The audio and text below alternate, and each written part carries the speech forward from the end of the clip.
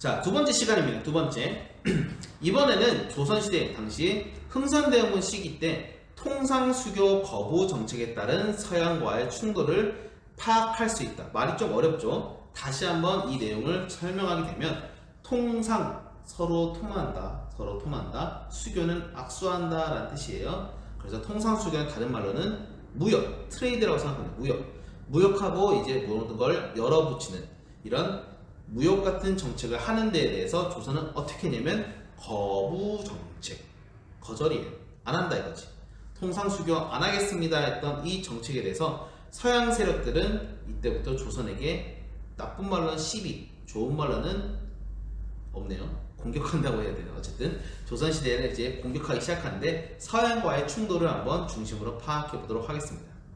자, 처음에 조선시대 당시 어떤 분위기가 있으면 아까 중국과 일본을 얘기했었죠. 중국과 일본 말고 우리나라에 또 국경에 부딪혀 있는 하나의 국가가 있습니다. 어딘지 혹시 알까요? 누가 북한이라고 얘기했을 때 북한은 아니에요. 지금 당시에 없었으니까. 북한 말고 더 위에 있는 국가 바로 어디냐면 러시아예요. 러시아가 점차 위에서 쭉쭉 내려오면서 이때부터 우리나라 한반도하고 러시아가 국경이 부딪히기 시작합니다. 자, 러시아가 강력한 군대로 우리나라를 쳐들어온 건 아니었지만 슬슬 압박을 하고 있으니까 흥선대원군도 머리를 슬슬 긁적이면서 고민하기 시작해요. 저 러시아 약간 좀 부담스러운데 할 때 프랑스, 저 멀리 있는 프랑스가 러시아를 압박하기 위해서 가게 먼저 딜을 제시합니다.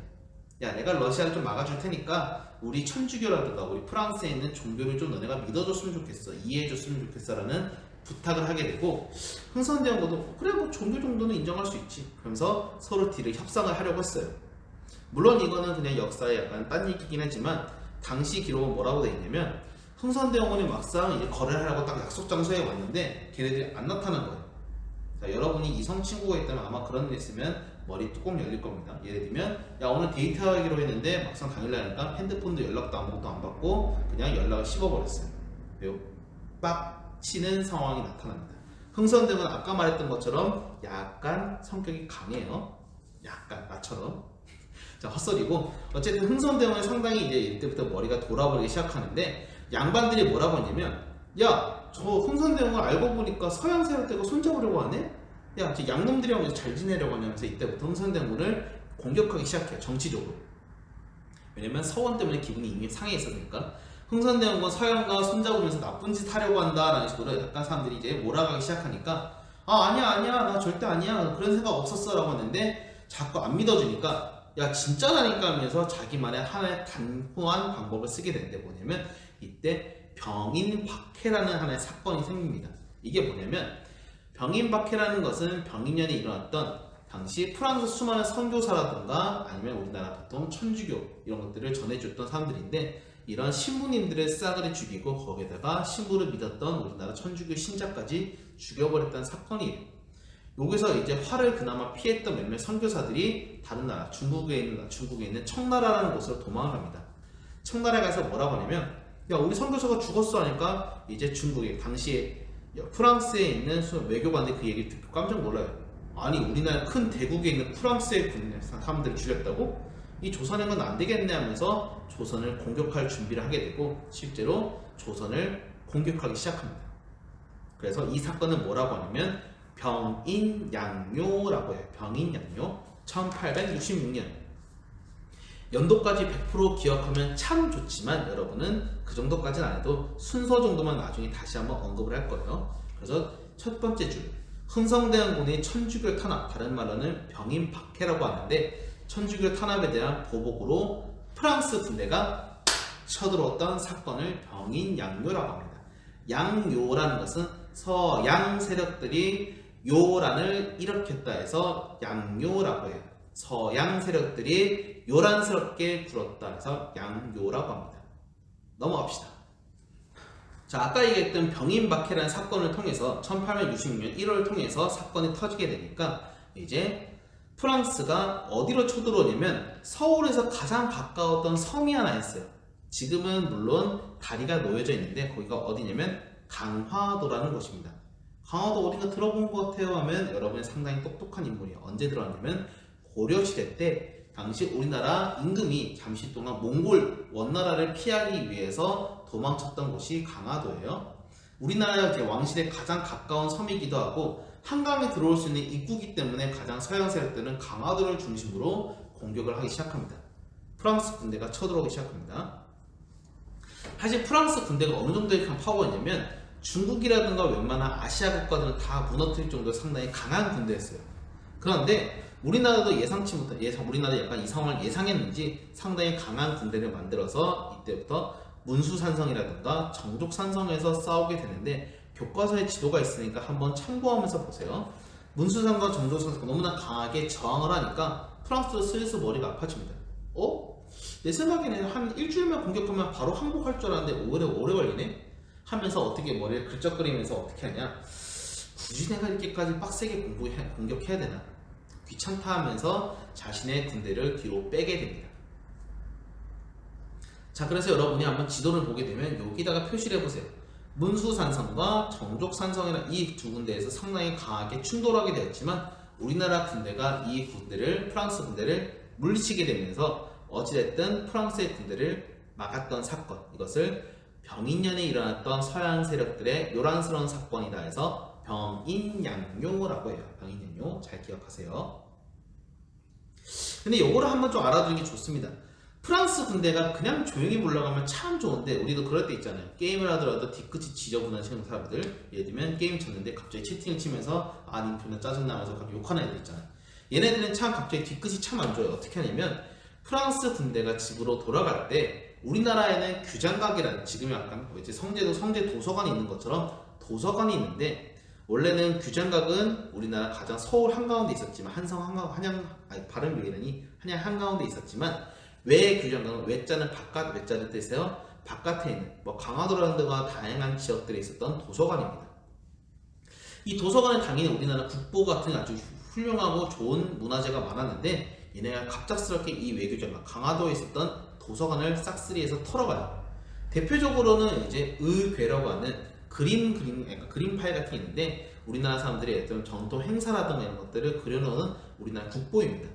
근데 이것을 훔쳐가서 프랑스가 싹 가져가가지고 어디에 전시하냐면 자신의 나라, 예를 들면 루브르 박물관 같은 이런 박물관에 전시를 하게 되는데, 나중에 우리나라가 이제 어떤 머리를 굴리냐면 이걸 돌려받고 싶어요. 근데 프랑스가 맨날 뭐라고 하냐면, 야, 너네 나라는 어차피 이런 거 보관할 수 있는 기술이 없어. 돌아가 하라는 거야. 말만 들었을 때 상당히 좀 화가 나요. 그래서 어떻게 하냐면, 너네가 원하는 게 뭐야? 네가 진짜로 원하는 게 뭐야? 라고 물어봤을 때 프랑스가 당시 우리나라와 어떤 거래를 하고 있었어요. 우리나라에서 혹시 제일 빠른 기차가 뭔지 알아요? 여러분 아마 금방 대답할 거예요. KTX라는 아주 빠른 기차 쉰 달려가는 거 있잖아.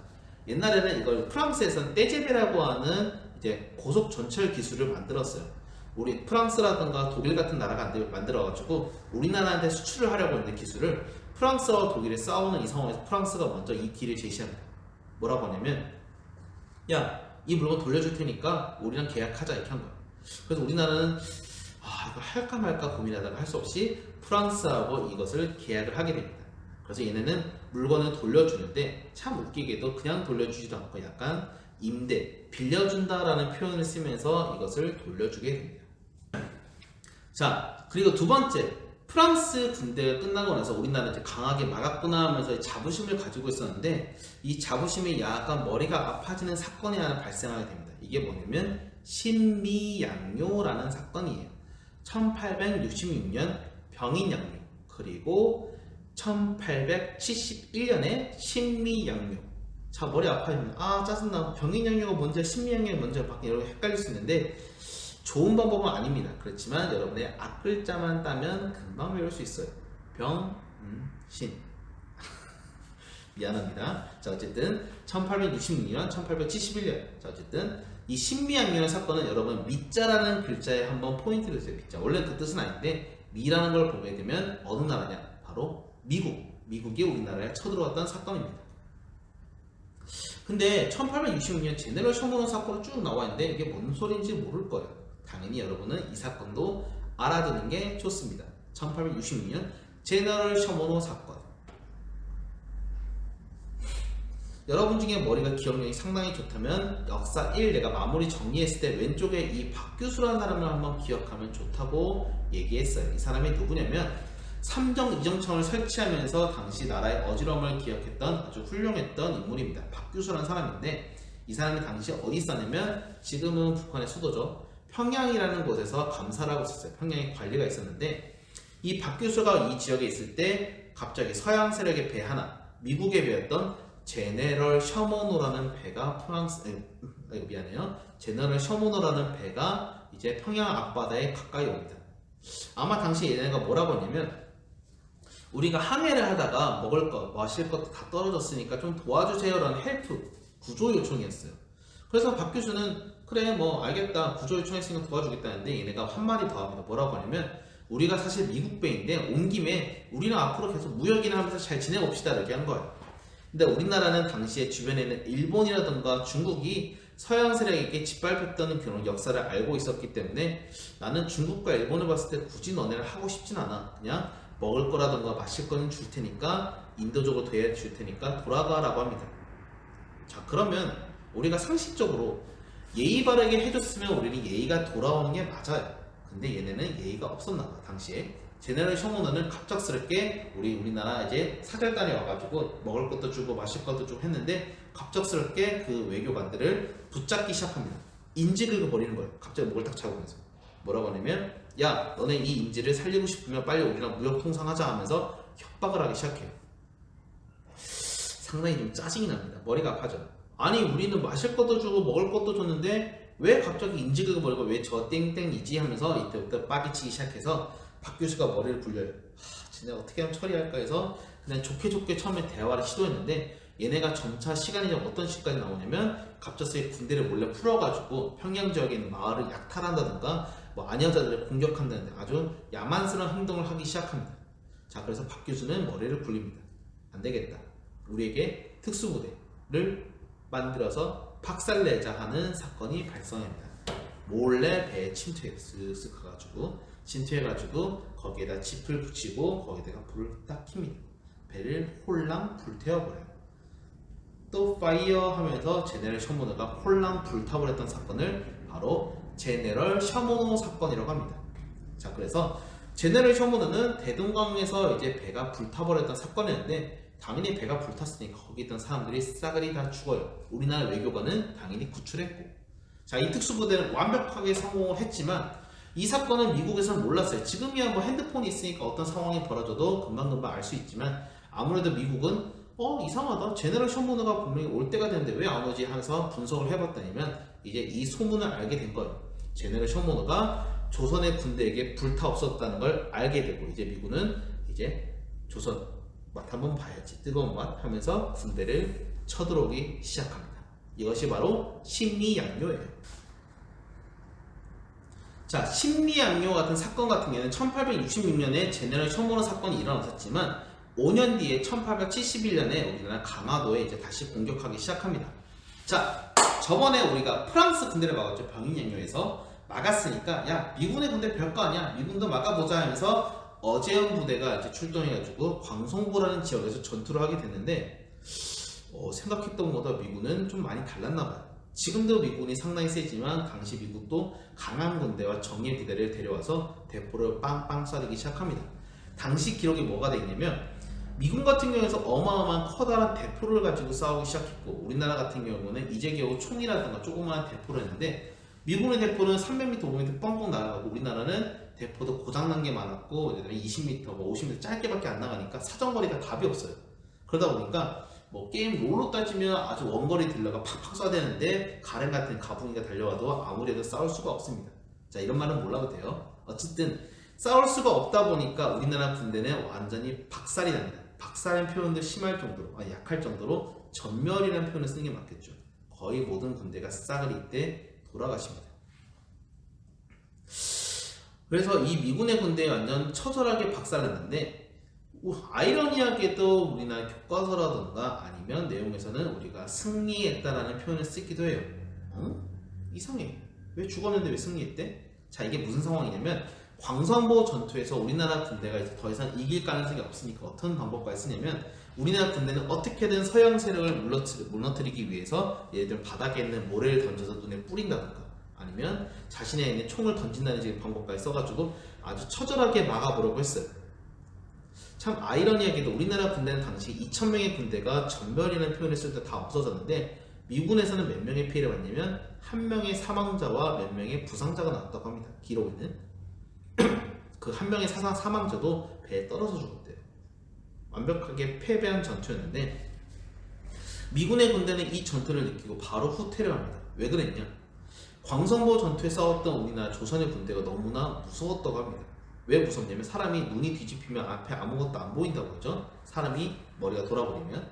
당시 우리나라 군대가 거의 모든 걸 눈에 보이지 않는 상태로 전투로 빡 쳐들어오니까 겁에 질린 거야. 질려버린 거예요. 아무리 써도 뭐 달려오는 저런 조선 군대의 모습을 보면서 야 이건 아닌 것 같아.